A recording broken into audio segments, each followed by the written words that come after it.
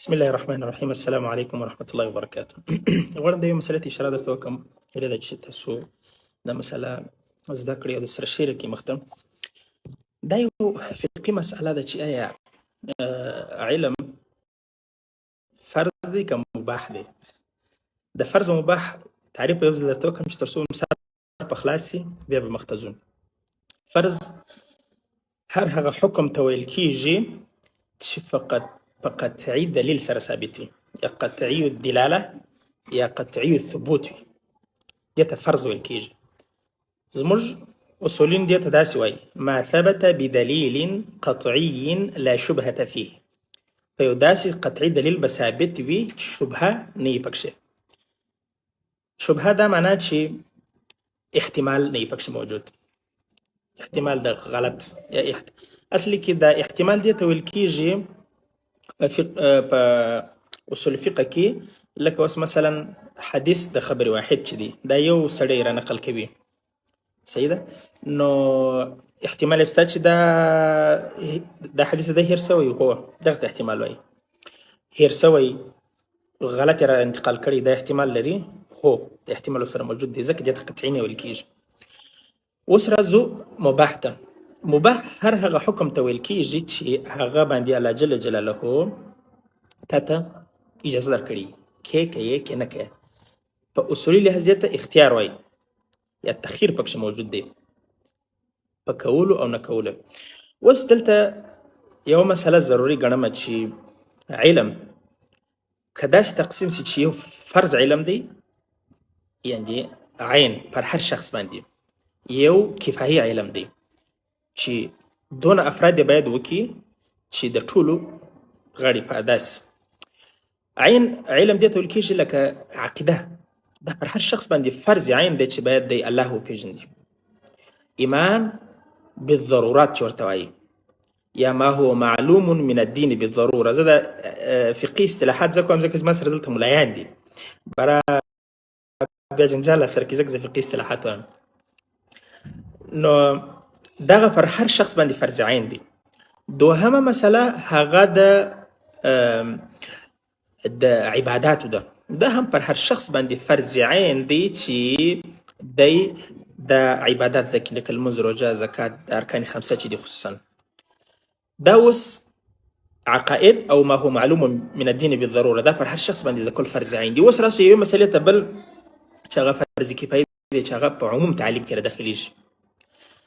الله تعالی په قرآن کریم کې اول آیات د اقرأ وایي، بیا درته وایي هل یستوي الذین یعلمون والذین لا یعلمون، دا بل آیات دی. او دا بل آیات دی چې واعدوا لهم ما استطعتم من قوة ومن رباط الخیل ترهبون به عدو الله وعدوکم. بل ځای الله فرمایي افلا تعلمون، بل ځای وایي وهم یعلمون، بل ځای الله جل جلاله وایي فاعلم انه لا اله، بل ځای الله جل جلاله وایي. یعنې دا د علم مشتق لفظ چې دی دا په قرآن کریم کې ډېر زیات ځای کار سوی دی، استفاده سوی دی. نو د دې ټولو آیاتو عمومي محتوا او د حدیث شریف دا تفسیر چې رسول الله صلی الله علیه وسلم فرمایي طلب العلم فریضة على كل مسلمین، صحیح ده. مسلمتین تر دې لاندې خپله داخل دی، ولو که په احادیثو کې د دې وجود نسته د مسلمتین لپس، ځکه په حکم کې چې کله نارینه ذکر سي په دا قاعده ده زموږ په شریعت کې ښځه خپله ورسره یعنې ضمنا ورسره یادیږي. لکه کله کله الله جل جلاله په یا ایها الذین آمنو باندې خطاب کې، یعنې ای هغه کسانو، د الذین خو د نارینهو دپاره کارېږي په عربي ژبه کې. الله دې وبخښئ. اوس رالم بلې مسلې ته. زه به یو عمومي د شریعت قاعده درته وایم. هغه قاعده دا ده چې ما لا یتم الواجب الا به فهو واجب. یو کار چې په بل کار باندې تکمیلیږي، دا کار د هغه کار لپاره چې په تکمیلیږي واجب دی. مثال یې ما داسې درته ښودلی دی، یو شتمن سړی دی، هغه جامې نه لري، لڅ دی، صحیح ده. اوس پر ده باندې د لمانځه وخت رالی، اوس ستر د عورت څه شي دی؟ فرض دی، باید خپل عورت خو فرض پټ کړو. اوس مسله دا ده چې پر ده د لمانځه وخت را داخل سوی دی او دی لڅ هم دی. پر دا شتمن سړي باندې واجب دی چې دی ولاړ شي ځان ته جامې رانیسي تر څو خپل ځان په پټ کې لمونځ په وکړي. کني اصلي حکم د شریعت خدا دی جامع رانیول یا اخیستل دا خو فرض نه دي واجب خو نه دي لیکن پر ده باندې واجب دي ولې چې دا د دل مزبه غیر د ځکه پر ده باندې واجب سو چې دی څه شي کې رانیسي اوس مسئلې ته راځو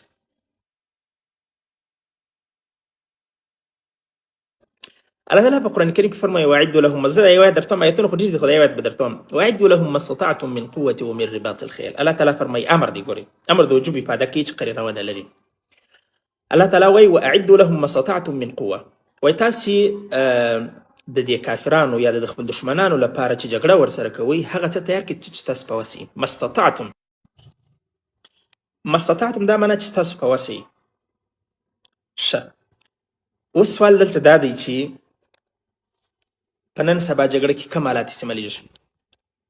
توپ استعمالیږي ټانک استعمالیږي طیاره استعمالیږي ډرون الوتکې استعمالیږي معاصره څونه ټکنالوژي چې د کمپیوټر په شمول دا ټول استعمالیږي او کله چې یو جګړه فرض سي هغه پر نورو ښځو دواړو باندې فرض یوه ای که نه دا مسله خو به ټولو خلکو ته معلوم وي جګړه چې فرض عین سي یا فرض سي چې پر هر فرد باندې وي چې کله یو کافر یو اسلامي هیواد اشغال کړي هلته خو پر نورو ښځو باندې فرض نو دا حکم چې الله وایي تاسو چمتو کړئ د جګړې لپاره څه چې ستاسو په وس نو دا خطاب یوازې مسلمانانو ته دی وبخښئ نارینهو ته دی ښځینهو ته نه دی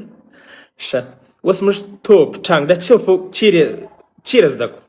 په کوم ځای کې زده کېږي څنګه یې جوړ کړو دې لپاره علم ته ضرورت دی موږ باید علم زده کړو چې تر څو دا شی جوړول زده کړو اوه ښه که څه اوس یو ملا راولاړ سي ووایي چې رابې نیسو ښه که غریبانو بیا به څه وکړو بیا خو نسو رانیولی لطفا زه هیله دا کوم چې دا د شریعت عمومي مقتضا عمومي قواعد د اسلامي شریعت عمومي افکار د اسلامي شریعت او عمومي اصول د شریعت په دې باندې باید موږ تاسې پوه سو دا په قدیمه زمانه کې فقها ویلي چې تعلیم مباح دی من حیث الکل مباح دی صحیح سو